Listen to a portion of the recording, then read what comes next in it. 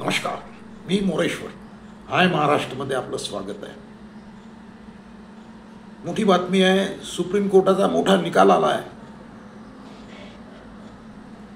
सध्या महाराष्ट्रात सुरू स्थानिक स्वराज्य संस्थांच्या निवडणुकांना सर्वोच्च न्यायालयाने परवानगी दिली आहे, स्थगिती नाही. जे सुप्रीम कोर्टाने म्हटलं आहे की निवडणुका घ्या, परंतु पुढे जे सुनावणी ठेवली आहे त्या सुनावणीमध्ये जो निकाल होईल त्या निकालावर जिथे आरक्षणाची मर्यादा ओलांडली आहे अशा ठिकाणचे निकाल अवलंबून असतील. म्हणजे मोठा निकाल आज सुप्रीम कोर्टाने दिला आहे. सरन्यायाधीश सूर्यकांत आणि न्यायमूर्ती बागची यांच्या खंडपीठाने हा मोठा निकाल दिला आहे. निवडणुकांना हिरवा कंदील दाखवला आहे. महाराष्ट्रात निवडणुकाच नव्हत्या, 5-7 वर्ष आली. प्रशासक राज्य होतं, त्यामुळे या निवडणुका चॅलेंज झाल्यामुळे त्याला पुन्हा रखडल्या होत्या. तारीख पे तारीख सुरू होती. आज कोर्टाला मुहूर्त मिळाला आणि कोर्टाने आज निकाल दिला. अतिशय पॉझिटिव्ह निकाल आहे. कोर्टाने म्हटलं की निवडणुका घ्या. आता प्रॉब्लेम हा होता की जिथे 50% आरक्षणाची मर्यादा ओलांडली आहे तिथे निवडणुका घ्या असं सांगून कोर्टाने म्हटलं आहे की बा पुढची सुनावणी आम्ही 21 जानेवारीला ठेवतो आणि त्या सुनावणीमध्ये जो निकाल आम्ही देऊ त्या निकालाच्या अंतर्गत तो निकाल जिथे निवडणुका होतील आणि जिथे आरक्षण वाढलेलं असेल त्यांना ते लागू होईल. म्हणजे कोर्टाचा निकाल जर विरोधात गेला तर ते निकाल त्या निवडणुका रद्द होतील. जिंकलेला माणूस पराभूत नाही, निवडणुका रद्द होतील. तर एक चांगला निकाल कोर्टाने दिलेला आहे.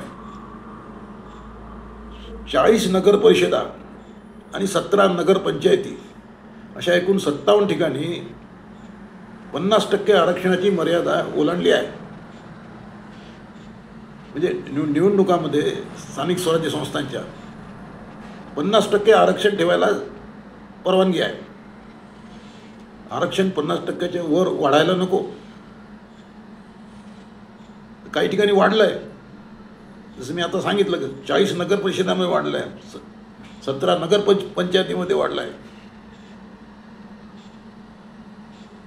ते कोर्टाने ऐकून घेतलं. त्यानंतर कोर्टाने म्हटलं आहे की बघ निवडणुका घ्या, पण पुढे आम्ही जो निकाल देऊ तो निकाल तुमच्या निवडणुकांना जिथं आरक्षण वाढलं आहे त्यांना लागू राहील आमचा निकाल. जिथे मर्यादा ओलांडली आहे त्याचा निर्णय 21 जानेवारीला कोर्टाने ठेवला आहे. पुढे कोर्टाने आता हा निर्णय दिल्यामुळे आता पुढं जिल्हा परिषद निवडणुका व्हायच्या आहेत, महापालिका निवडणुका व्हायच्या आहेत. त्या निवडणुकांचं काय असा प्रश्न साहजिक तुमच्या मनात आला असणार. तर कोर्टाने या निवडणुकांना सुद्धा हिरवा कंदील दाखवला आहे. जिल्हा परिषद आणि महापालिका निवडणुका नियोजित कार्यक्रमानुसार घ्या असं कोर्टाने निवडणूक आयोगाला सांगितलं आहे. त्यामुळे जिल्हा परिषद निवडणुका आणि महापालिका निवडणुका होणार. जिल्हा परिषदामध्ये आणि महापालिकामध्ये निवडणुका होणार. तर तिथे आरक्षणाचा प्रश्न आहेच. तिथे अनेक ठिकाणी आरक्षणाची मर्यादा ओलांडली आहे. जसं महापालिकामध्ये 2 महापालिका म्हणजे संभाजीनगर, छत्रपती संभाजीनगर आणि नवी मुंबई या 2 ठिकाणी आरक्षणाची मर्यादा 50%च्या वर गेली आहे. तिथे निवडणुका होतील, पण निवडणुकीचे निकाल कोर्टाच्या निकालाला अधीन असतील. तर एक चांगला निकाल झालेला आहे. आणि जी आतापर्यंत जी टांगती तलवार होती निवडणुकांवर, ती टांगती तलवार हटली आहे. त्यामुळे राजकीय पक्षांनी या निकालाचं स्वागतच केलं आहे. आता कोर्टाने म्हटलं आहे की जिथे मर्यादा ओलांडली आहे, आरक्षणाची मर्यादा, त्याचा निर्णय म्हणजे त्या ठिकाणचा निर्णय जानेवारीच्या दुसऱ्या आठवड्यात म्हणजे 21 जानेवारी रोजी 3 न्यायमूर्तींच्या खंडपीठापुढे घेण्यात येईल.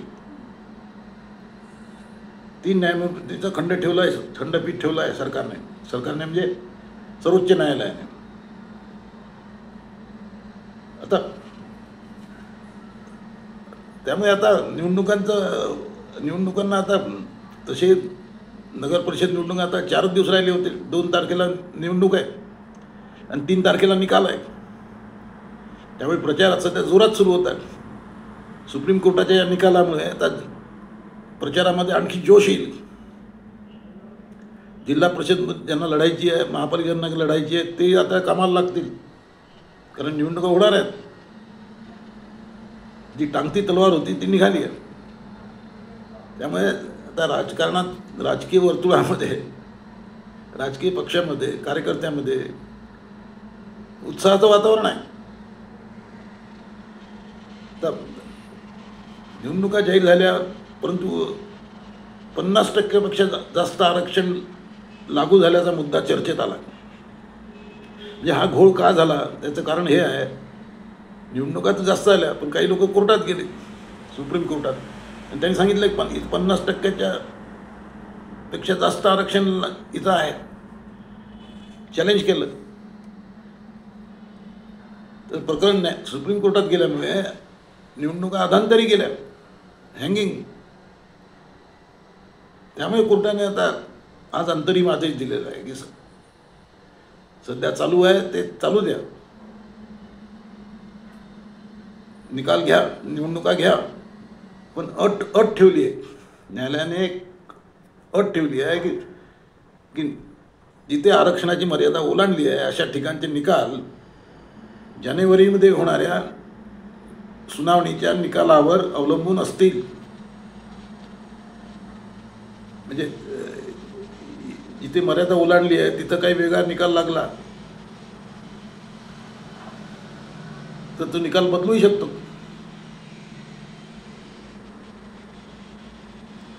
जिथे आरक्षण वाढलं आहे तिथले निकाल, परंतु एक चांगला पॉझिटिव्ह निकाल आहे.